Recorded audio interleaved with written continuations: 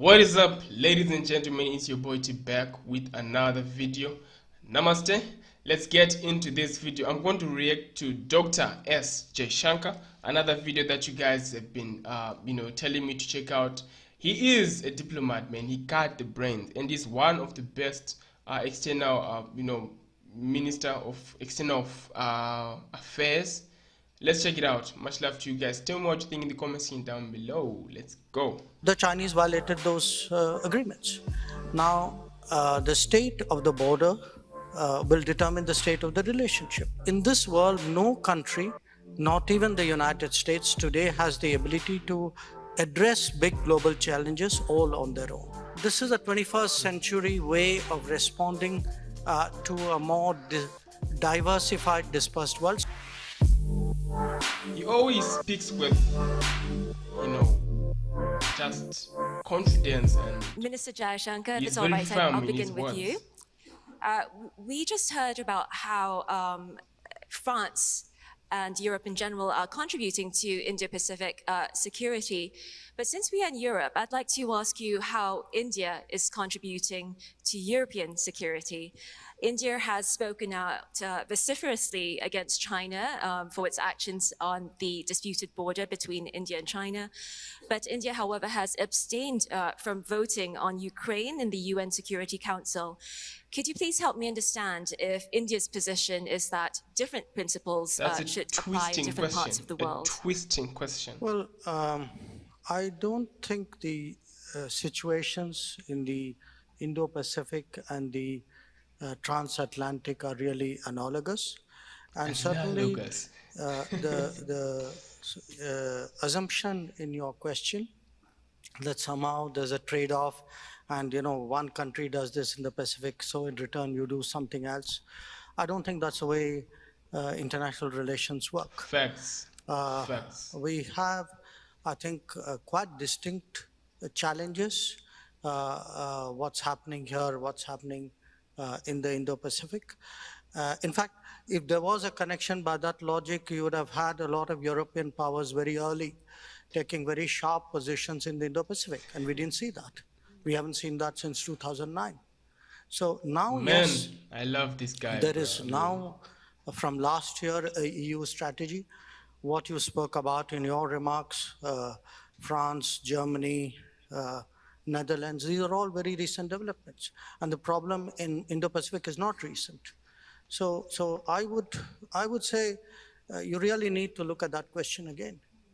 So you disagree that principles, the international rules-based order, international law, you disagree that that should apply across the world uniformly? No, I think I would say principles and interests are balanced. Exactly. And if people were so principled in this part of the world, they would have been practicing the principles in Asia or in Afghanistan before we've actually seen them do.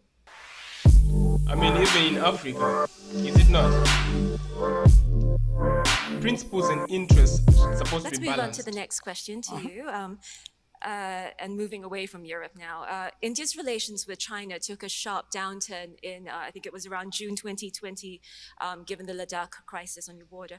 What has the crisis meant for India's China strategy, and has it meant a decisive and enduring shift towards the West? Towards the West? It has, look, it's a problem we are having with China. And the problem is this, that for 45 years, there was peace, there was stable border management. There were no military casualties on the border from 1975. That changed because we had agreements with China not to bring military forces to we call it border, but it's line of actual control. And the Chinese violated those agreements. Now, the state of the border will determine the state of the relationship. That's natural. So obviously, relations with China right now are going through a very difficult phase. But I would quite honestly again question your question that therefore our relations with the West are better. My relations with the West were quite decent before June 2020. So again, I would challenge that correlation that you're making. Good. Okay. That was a slap back, you know. Like we were okay before 2020, so. Perhaps But just you one more did question nothing. on Nice. India and Southeast Asia. Prime Minister Modi has look East, enact East policy. He's sought to focus more on Southeast Asia. However, a recent poll, in fact, I think it was published just last week, indicates that on this occasion of the 30th anniversary of ASEAN-India relations, which we celebrate this year, at this time, levels of trust between Southeast Asian countries and India are fairly low. India ranks fifth after Japan, the United States, the EU, China, and only 16.6% of respondents in this poll have said that they have confidence in India. What do you think India can do better to leverage its great soft power in the region? I'm a politician, so I believe in polls, but I've never seen a poll which has made any sense to me when it comes to foreign policy. So I guess the one you cited probably is part of a long list. But I would say that our relations right now with the ASEAN are actually growing well.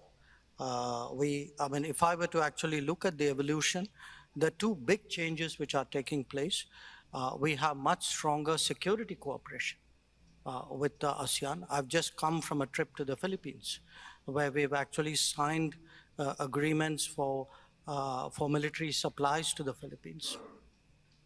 We are part of ADMM Plus. We have strong bilateral relations with Singapore, Indonesia, and That is Vietnam, huge, amongst others. you know. And the other is physical connectivity. So I hate to challenge you for the fourth time, but I don't think that poll's very good. I hate to challenge you for the fourth time. He knows, like, he's challenging. He knows he's doing the best here, you know.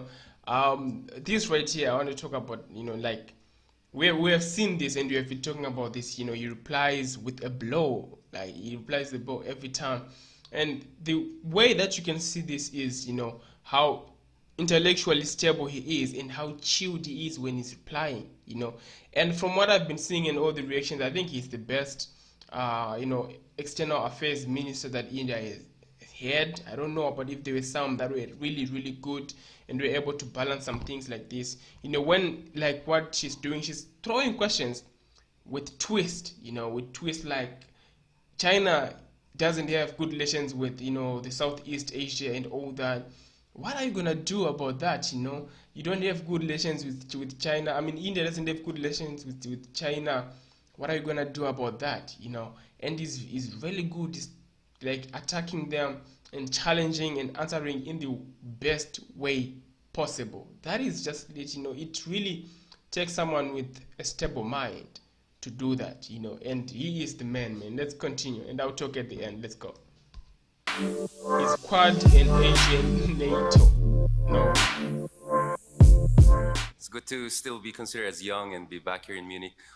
The first informal meeting of Quad, I think, was in Manila, and it was a decade later that the leaders of Quad actually, again in Manila, came to meet each other. Recently, we had a presidential debate in the Philippines, and it seems even our presidential candidates don't know what is the Quad all about. Can you tell us about Quad? What is it? Is it the Asian NATO? Is it a NATO with Asian characteristic? Is it just an ad hoc body? And to what degree does the evolution of Quad, maybe in the next 10 years, tethered to behavior of China? And by that matter, also calculus of India, because we have three treaty allies here. India is not. So I think, to what degree does China and India's calculus play into the trajectory of Quad in the next decade or so? Thank you very much. What a question, man. I assume that's at me, right? Look, you know, the first time the Quad countries came together was actually in 2004 in response to the Boxing Day tsunami.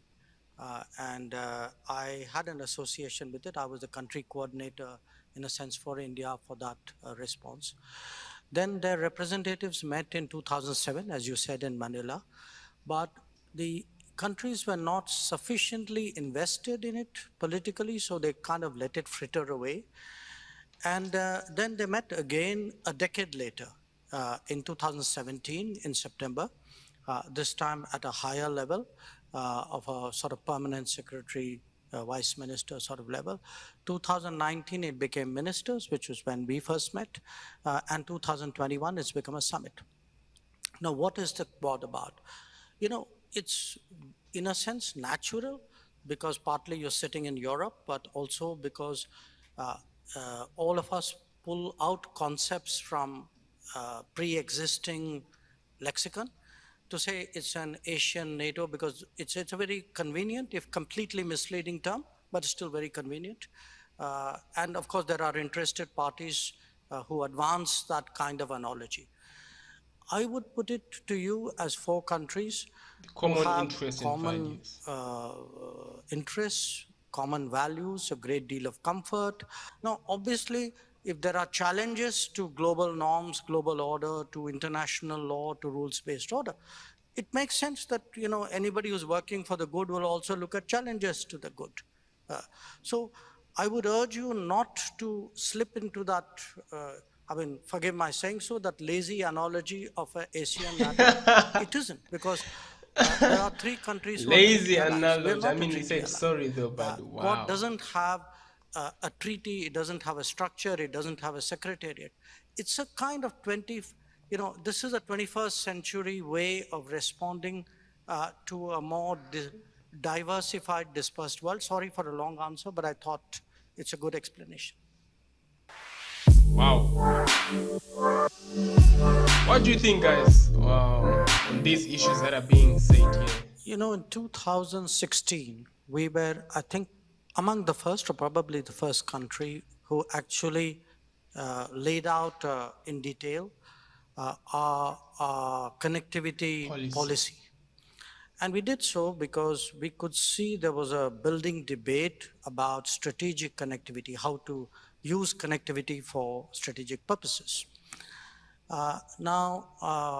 Essentially what we suggested was that connectivity should be transparent, it should be commercially based, it should have local buy-ins, it should not create debt, it should be environmentally and ecologically friendly, it should not be unilateral, and it should not violate the sovereignty and territorial integrity of countries. It should not be built unilaterally by other countries.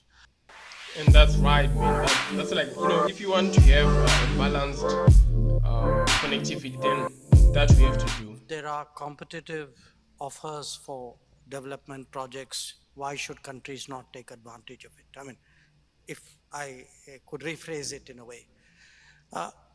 It's international relations is competitive. Every country will look for opportunities and see what it can do.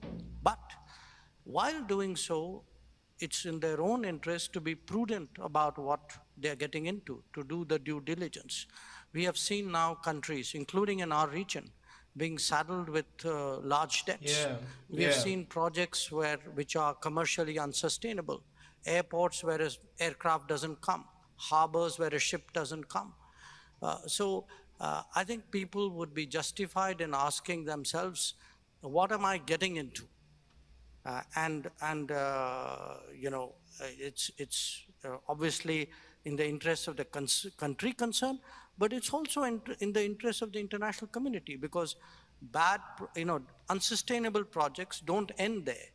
They then often the next debt into equity. Debt becomes equity, and that becomes something else.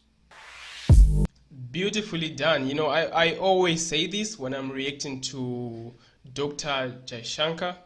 I mean, there is no day that you react or check out his speech and his interviews and you'll be like, wow, and you just go without having your mind blown away, because he's always there to enlighten you, give you more explanations on what is going on around the world and how exactly, he gives you also ways to see how to talk to people, how to reply to all those negative energies and all that. And that is just beautiful. That is just beautiful. And he is the best at what he does, man. He is the best at what he does. I don't know if there are points that I need to comment on exactly, but most of them, it's true. The good thing that I love about him is he's just, straight on. When he's saying his points, he just goes head on. He doesn't go around the corners and all that. He's straight on and he picks all the right points, along the way. There isn't, soft talk, and everything like that. No, he gives points that are due, and you get it. You get it as well. That's how he is. That's the man right there, the face of, India in the external affairs. Much love to you guys. Tell me what you think in the comments section down below. I appreciate you all, and take good care of yourselves. See you next time. Peace.